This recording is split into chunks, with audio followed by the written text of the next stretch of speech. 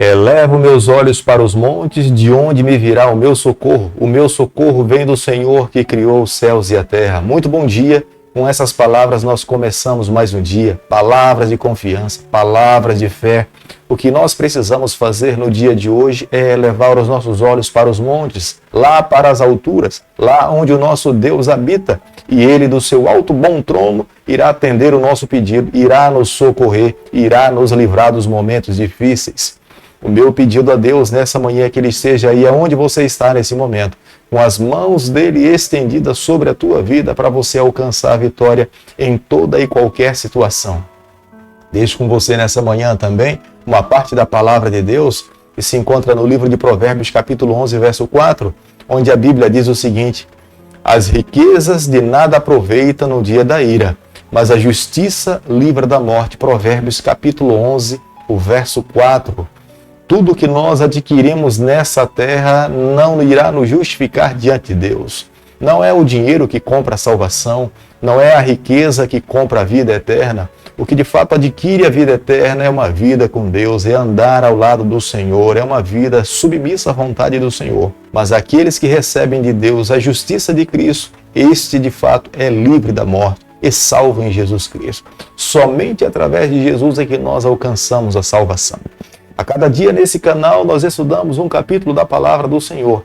E nessa manhã eu convido você a ter nas mãos a palavra de Deus no livro de Salmo, capítulo 67, o versículo 1. Seja Deus gracioso para conosco e nos abençoe e faça resplandecer sobre nós o rosto.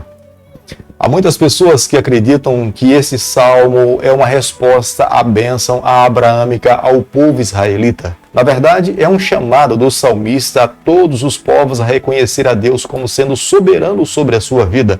O salmista tinha um entendimento. Não havia um outro Deus pelo qual o mundo deveria se curvar. Somente o Deus de Abraão, somente o Deus criador de todas as coisas, somente Ele é digno de todo o nosso louvor, de toda a nossa adoração. Logo no versículo 1 também nós podemos ver que há um chamado de Deus para a nação de Israel.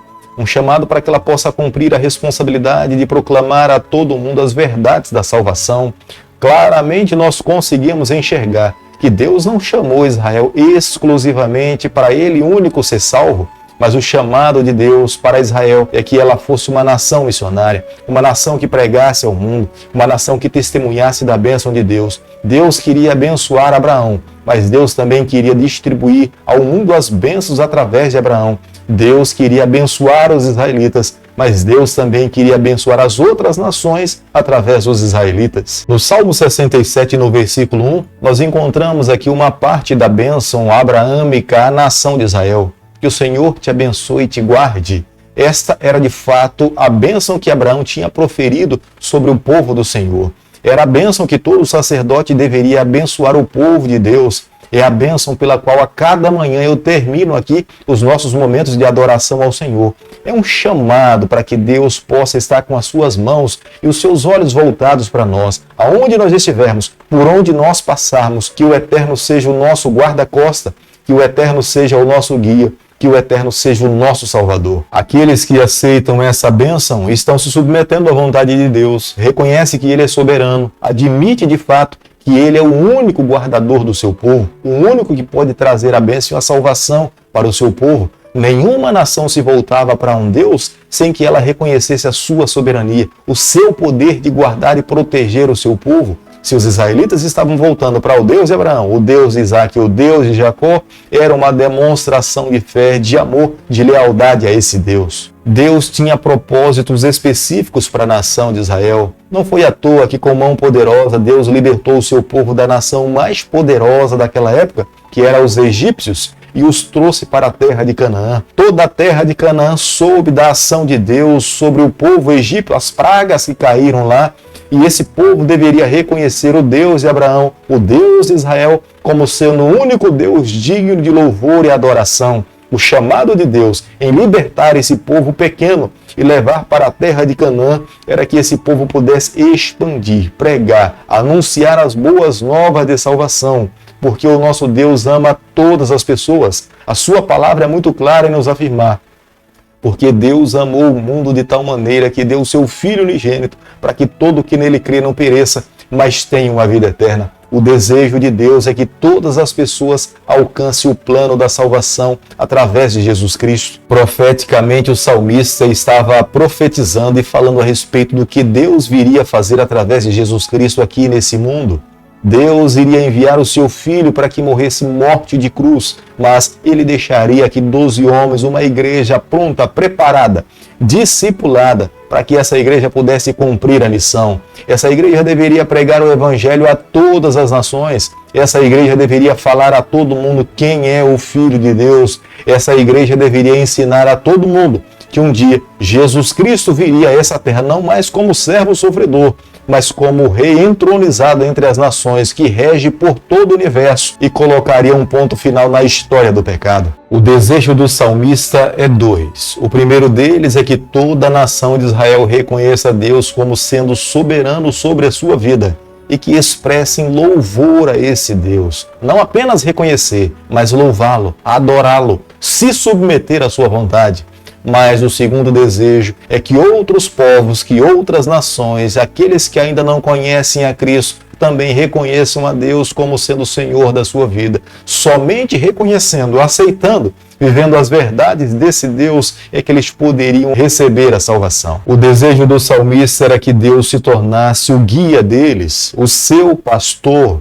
Da mesma forma como Davi um dia tinha pastoreado as suas ovelhas, o desejo do salmista era que Deus pudesse ser o pastor de Israel, guiar o seu povo, ensinar o povo qual o caminho que ele deveria seguir, cuidar das suas necessidades, levar o seu rebanho a pastos verdejantes para que eles pudessem viver uma vida tranquila. Mas o desejo do salmista também é que essas mesmas bênçãos que ele advogava para o seu povo, essas bênçãos fossem estendidas a todos os outros povos que crescem no plano de Deus para as suas vidas. O versículo 6 leva algumas pessoas a acreditarem que esse salmo é uma expressão de gratidão pela boa colheita, a fartura que Deus derramou sobre o seu povo.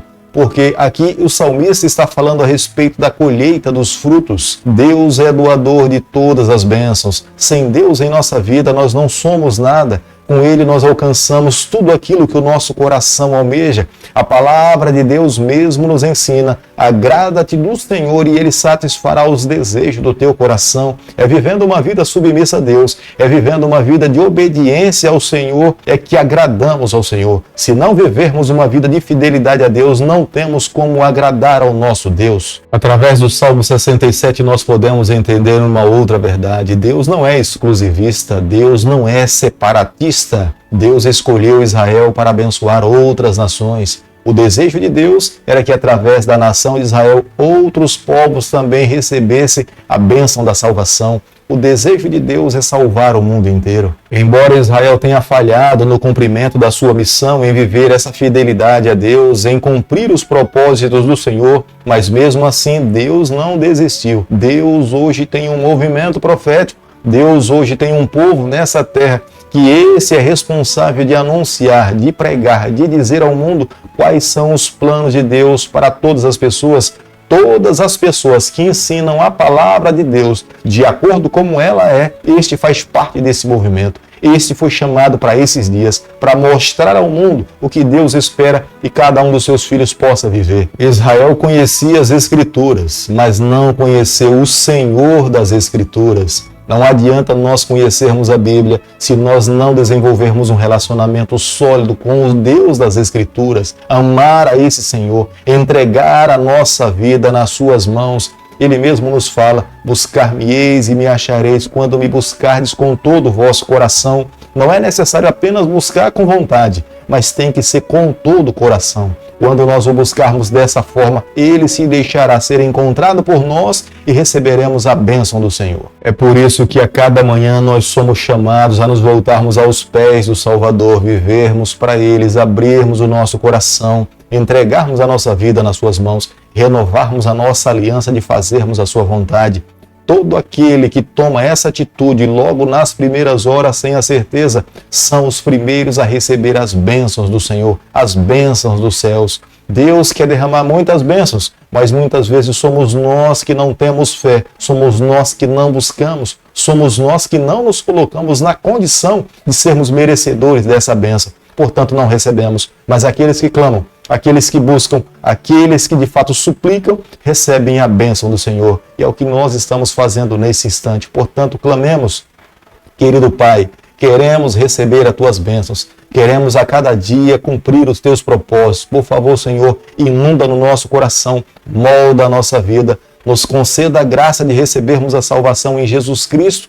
Esse é o nosso pedido, essa é a nossa oração e o fazemos em nome de Jesus. Que o Senhor te abençoe e te guarde. Ele faça resplandecer o seu rosto sobre você, que Ele tenha misericórdia de você, que sobre você nessa manhã Ele levante seu rosto e conceda a sua paz em nome de Jesus. Amém.